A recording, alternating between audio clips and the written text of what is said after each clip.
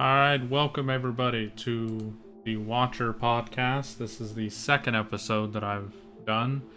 The first episode seemed to receive all around, good stuff. Y'all seem to be pretty engaging with it. There's a lot of comments and just seemed to do pretty well. I'm actually kind of glad that I did something like this because I felt like it was something that I would really enjoy doing, and I'm glad that y'all thought so as well. So, for the second episode of the podcast, we will be diving into who exactly is Lisa Minci. She is a playable Electro character in Genshin Impact. She's a powerful mage recognized as Sumeru Academia's most distinguished graduate in 200 years. Lisa has since returned to Mondstadt to become the humble librarian of the Knights of Favonius. She can be tamed for free in the prologue Act 1, the Outlander who caught the wind during the quest Sparks Amongst the Pages. So Lisa is definitely an interesting character, to say the least. She's been noticed to be a massive flirt with the Traveler, so much as referring to them as cutie. She seems to mention that a lot. She is a 4-star character. Her weapon of choice is a catalyst, and of course her vision is electro.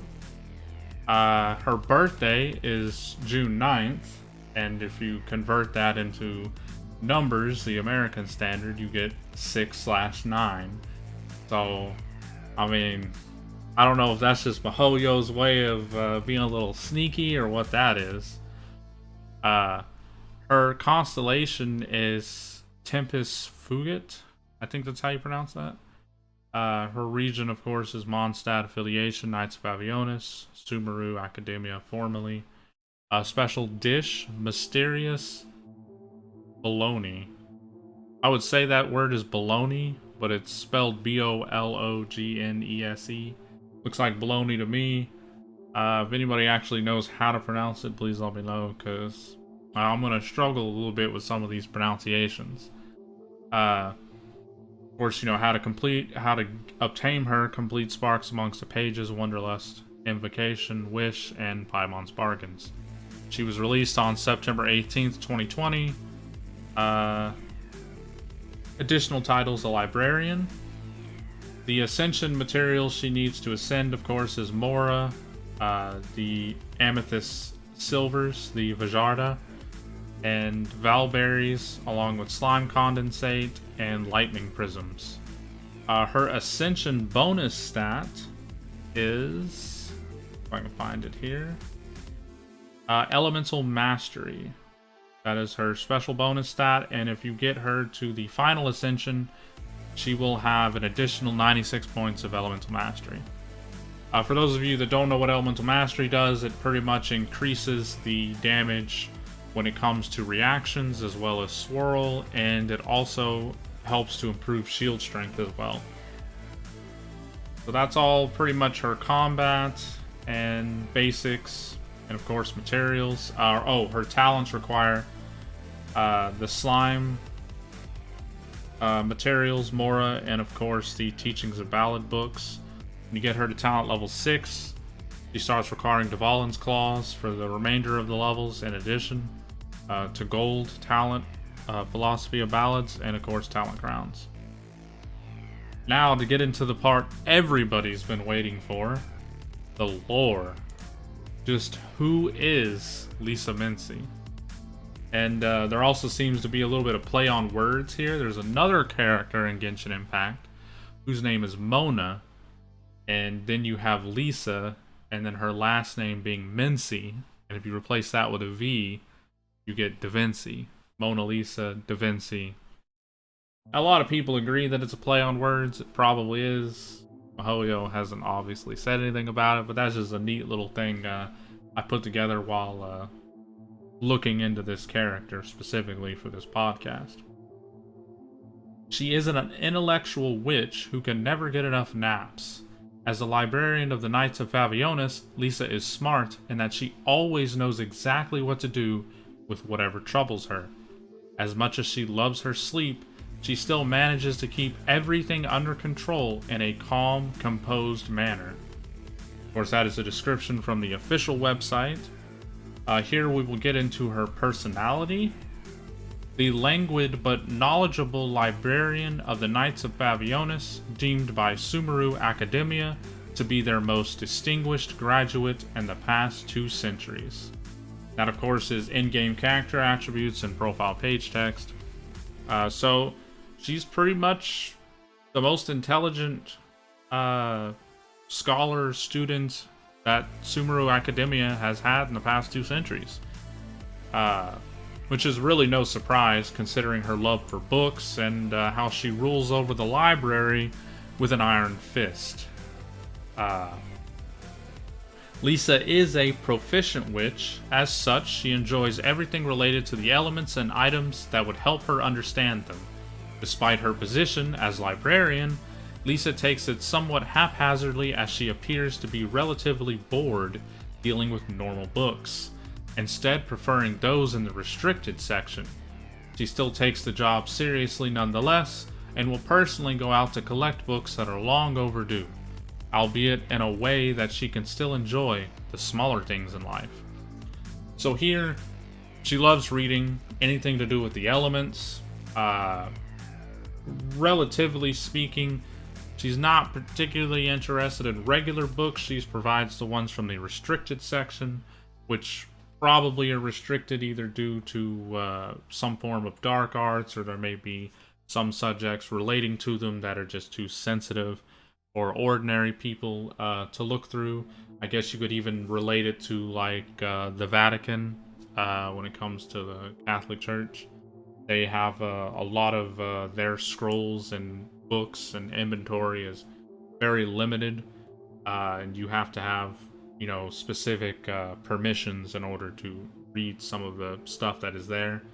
Of course, that is a very overgeneralized and kind of a crazy reference, but when you think about it, it does make sense. Books being in the restricted section would probably most likely be very sensitive items, probably rare, old, may contain some controversial information.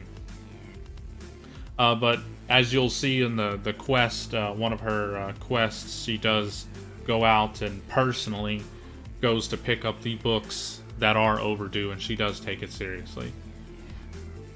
When Lisa is angered, the surrounding air near her becomes electrified, in part due to her electrovision. Depending on the severity of what has angered her, she can either be simply irritated or become extremely scared. The latter also causing her to dispense appropriate punishment. Yeah, she definitely has a temper. You have to be very careful. She's kind of like a matchstick to gasoline, and which is ironic because her element is electro. So Lisa seems to be fond of the Traveler and sometimes acts flirtatious, as she typically refers to the Traveler as cutie or darling, and she admits they're special to her. We don't know why the Traveler specifically is special to her. We might find out later on in this. But from all we can tell is that she seems to be particularly fond of them. Whichever one you choose, Aether or Lumine. She loves tea and thinks that afternoon tea is the most important part of her day. She sometimes takes tea with vegetable soup, as she once used to enjoy this with Jean at the Good Hunter restaurant. She also suffers from hercutabidophobia, a fear of pumpkins. And I'm pretty sure I pronounced that incorrectly, but I didn't know that. She is afraid of pumpkins. Which is also ironic because she's a witch. So I guess Halloween isn't the holiday for her, which would explain why she was born in June. Appearance. Lisa has fair skin, green eyes, and wavy, light honey brown hair, which is tied in a loose-sided ponytail. She wears a purple and white dress with open slits at the sides and gold embroidery, along with black gloves with pale purple trim, a large witch's hat, black lace stockings, and black high heels, and an earring is visible on one ear. She wears a gold necklace with her vision clasped to the collar of her dress. Reflecting her favorite flower, a motif of roses is present throughout her outfit. There is a pale purple rose pinned to her hat, and a similar one on the tie of her ponytail. Additionally, a large ornamental golden rose is attached on her belt at the hip. Her outfit, Purple Rose, is described to be a slim-fit dress adorned with roses that display a young lady's elegance.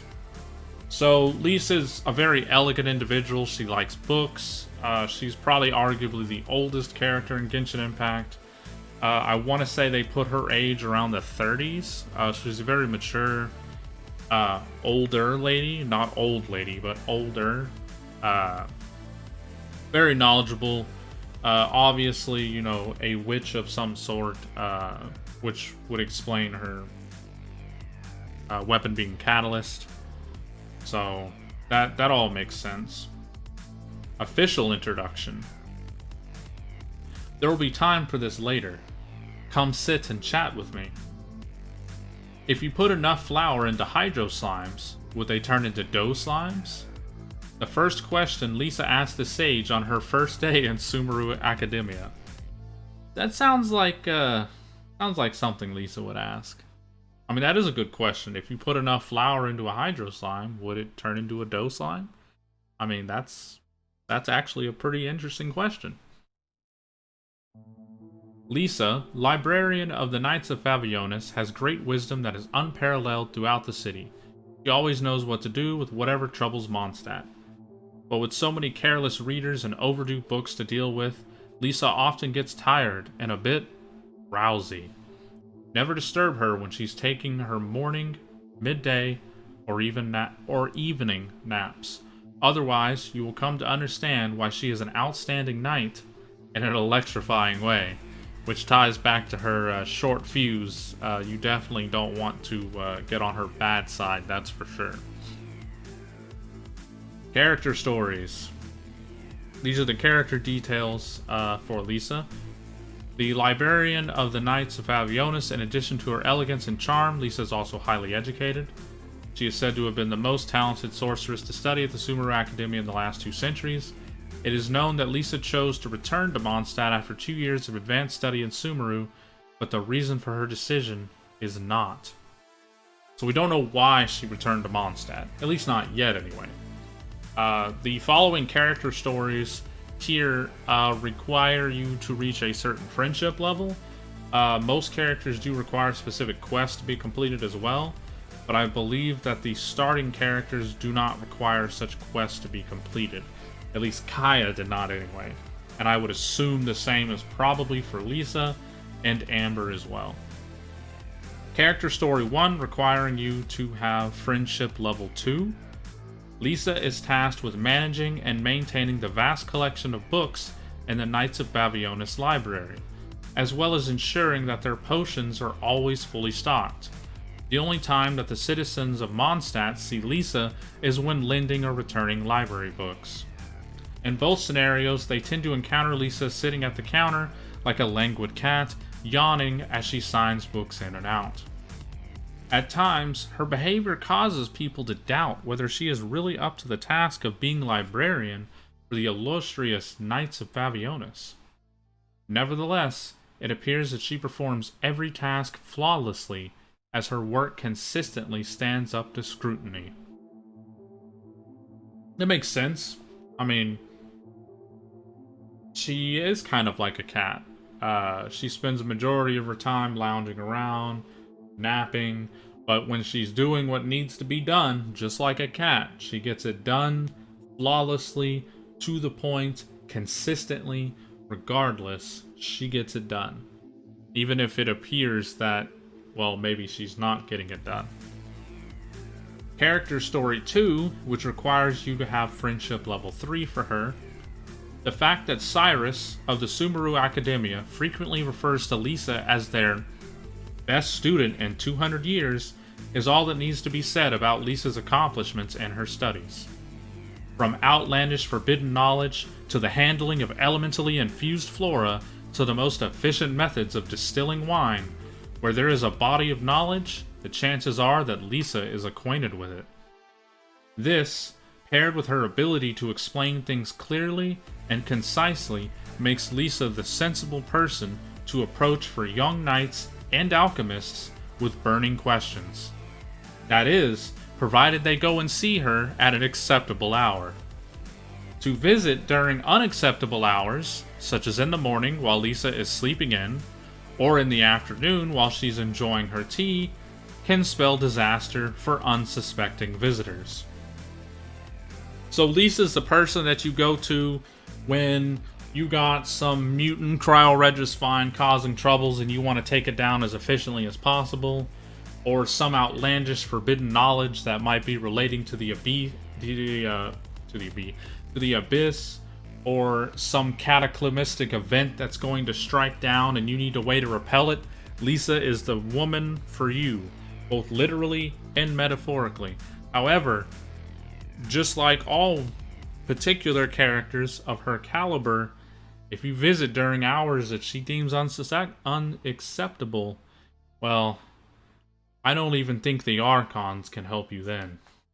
Just a little tidbit right there. She's got plenty of knowledge, but you just don't want to bother her when not time to bother her. Kind of like a cat. When they're sleeping, minding their own business, you don't mess with them. Unless you want to get some claws to the face. Character Story 3, Friendship Level 4 is what you need to earn in order to unlock this particular character story. When people meet Lisa for the first time, they often find themselves overawed by the famous alumnus of Sumeru Academia. However, though her attitude to life may appear at first to be one of ruthless efficacy, it is in fact better understood as a product of her incorrigibly lazy nature, which drives her to avoid troublesome issues at all costs. By negotiating with Kaya, she offloaded the job of restocking and dispensing medication to Huffman and Swan, and had Flora start sending Donna over to deliver herbs on a daily basis. The only tasks that Lisa handles personally are the categorization and management of books and other documents. This is the one area where Lisa feels more comfortable handling the work herself rather than delegating it. So Lisa's an expert when it comes to delegating tasks to other people to ensure that they get done. The one area where she handles it herself is generally the categorization and management of books and other documents, probably because she's very familiar and understands how to get this work done, so it would make sense that she would be more comfortable doing this by herself and delegating everything else in accordance to those individual strengths and weaknesses in performing those tasks. So she's definitely can be a natural born leader. Character Story 4, which requires Friendship Level 5. When Lisa first joined the Knights of Favionis, the Grandmaster sought to appoint her as captain of the 8th Company. This was much to the consternation of the company's field officer, Nymph, who resented the idea of an academic coming in at such a high-ranking position. At Kaya's suggestion, a practice combat session was arranged in which Lisa and Nymph would both display their magical proficiency. 2 minutes into the session, Lisa graciously declined the captaincy on the grounds that Nymph manifestedly possesses the requisite ability to fulfill the role.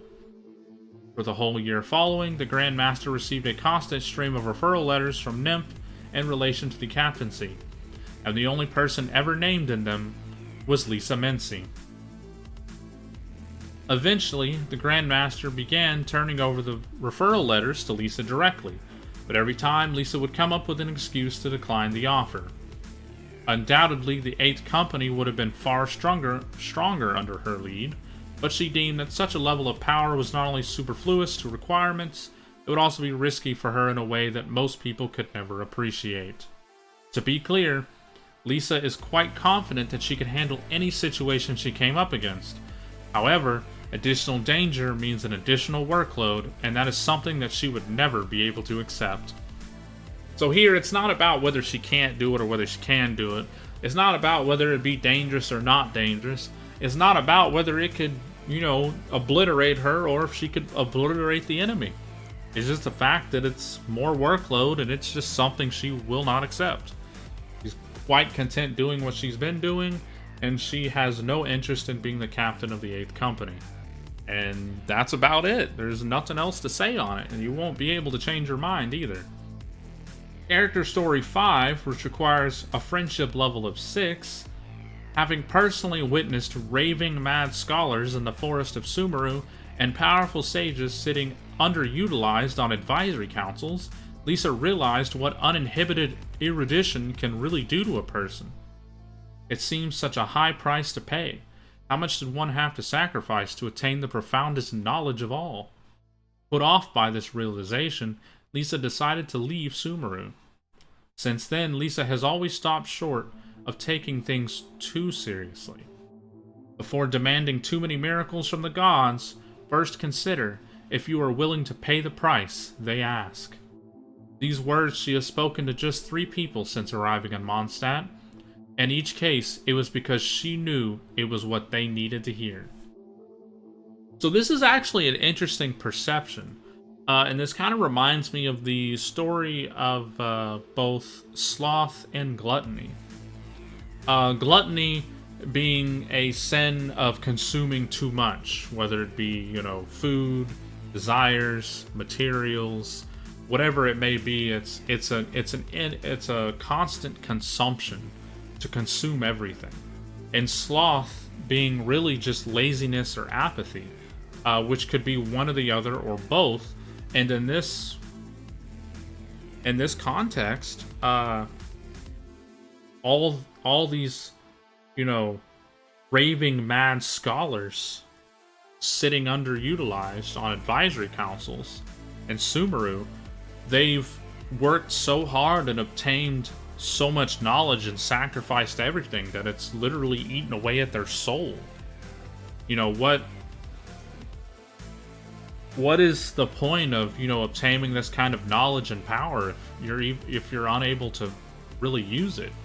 And that, goes back into before demanding too many miracles from the gods, first consider if you're willing to pay the price they ask. Everything has a price. And the more power that you seek, the greater the burden that it's going to be. And so this is a really massive, foresight into what she saw there, and this is why she left. This is what she foresaw her future being if she stayed, and she didn't want any part of that. So she got out while she could. There's no telling what would have happened if she had stayed. How more raving mad would she have become? Special Heating Cauldron, which requires a friendship level of 4 to unlock this section. The Special Heating Cauldron is a purpose-built cauldron made to a design that no one in Mondstadt could understand. It features time-delaying heating, semi-automated ingredient insertion, and temperature regulation functions. Lisa spent an enormous budget and commandeered the alchemy workshop for 2 full weeks in order to build this extraordinary piece of equipment. She boasts that the cauldron is capable of completing any precision heating task to perfection with a maximum of just 2 pulls of a lever.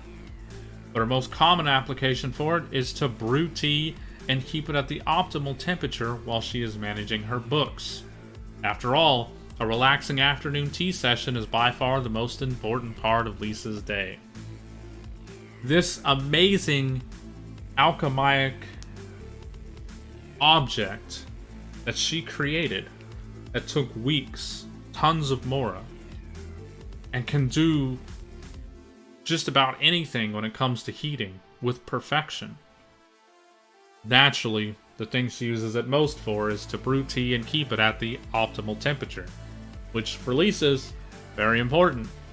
She has to have her tea, and what better way to have tea than to have it come out brewed perfectly optimal temperature every single time. That's Lisa for you.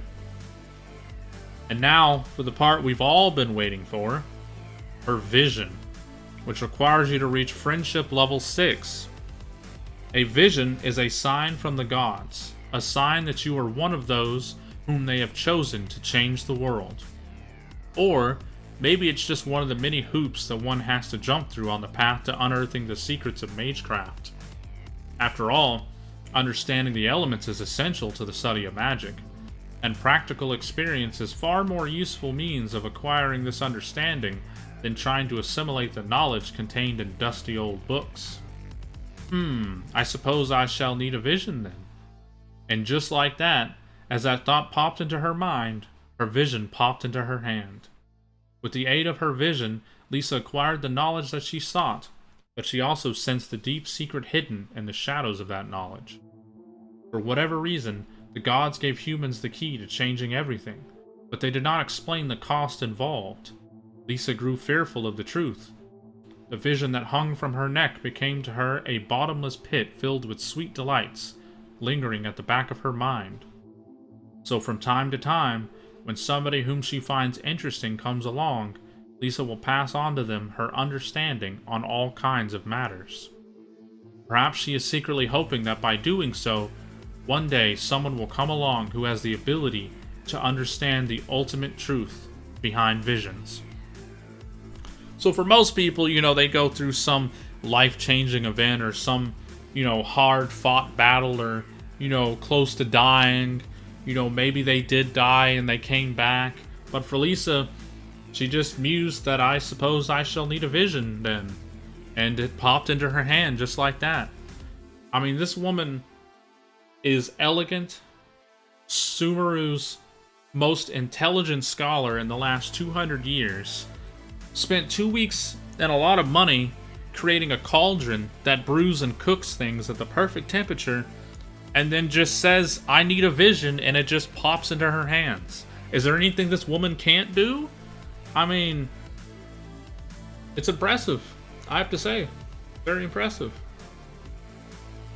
Now, for the probably not the most meaningful or important parts of the podcast, but quests and events that Lisa is involved in: Archon Quest, Prologue, Act 1, The Outlander Who Caught the Wind, Knights of Aviona's Quest, Sparks Amongst the Pages, Story Quest, Tempest Fugit Chapter, Lisa's Story, Act 1, Troublesome Work, All Parts, Leo Minor Chapter, Jean's Story, Act 1, Master's Day Off, Charles Troubles, Master's Day Off Quest, and then events: Invitation of Windbloom, Act 2, Missive of Cloud and Fog, Midsummer Island Adventure, Part 1, Mysterious Islands Journey to the Unknown, Web events: Side by Side We Venture, and An Unforgettable Journey.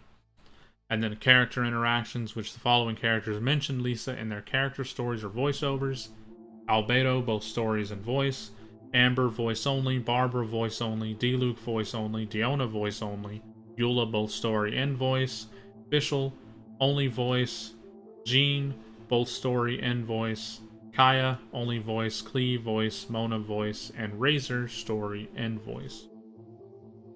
And then, of course, a little bit of trivia here. Her constellation, Tempest Fugit, is Latin for time flies. She is Razor's teacher in utilizing electro powers and taught him how to make Mondstadt hash browns. Lisa and Fischl share the same Korean voice actress, Park Go-woon. NPCs that mention Lisa, Saeed and Vile. Furnishings that mention Lisa: Night of the Party Pumpkins, which is interesting because she has a phobia against pumpkins. And in her first day of Sumeru Academia, Lisa asked a sage, if I put enough flour into hydro slimes, would they turn into dough slimes?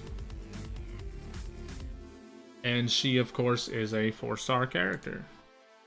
And that looks to be about everything that you need to know about Lisa, at least her character story and her lore as far as we know it, from the sources right here. Of course, as you know, try not to get into the whole speculation and theories and whatnot. I just try to state the facts, what we know. Sometimes I like to speculate a little bit, but this is all, of course, for entertainment purposes. And I am by no means an expert on this subject. I do enjoy the game. I do like the lore. I do like the characters. One other thing is Lisa only has the one outfit so far, which is the purple rose. And that's about it. There's no other costumes so far that are listed. That is just her only costume, which is her default. They might add more in the future, who knows? Mihoyo has been adding quite a bit of costumes. So, version 1.0, of course, she released with a default outfit. In 1.6, they added default outfit, name, and description. Probably some minor stuff. Yeah, that looks to be about it. The voice lines and stuff I won't really get into because, you know, that's a lot. Might make a part 2 video on some of these characters because they have a lot of voice lines. A lot. So that could take a little bit to go through all that. Yeah, if you made it this far, thanks for listening. I really do appreciate it. If you like this kind of content, make sure to subscribe, hit the notification bell so you'll always get notified when I upload videos or podcasts. And of course, you'll find all the social media sites that I'm on in the links in the description below. Patreon, Twitter, Twitch, what else? Discord, Reddit, the music track that I used in this specific video, the outro, the different programs that I use to make my thumbnails. I use several of them. And of course, the artist on Twitter who actually, you know, did an amazing job creating the background that you see for my channel art. And that's going to be about it. I will try to upload 1 or 2 times a week with these podcasts and see if I might be able to get them on Spotify as well. See if we can get that going. But other than that, thank you for watching, and I hope y'all have a good day. See ya.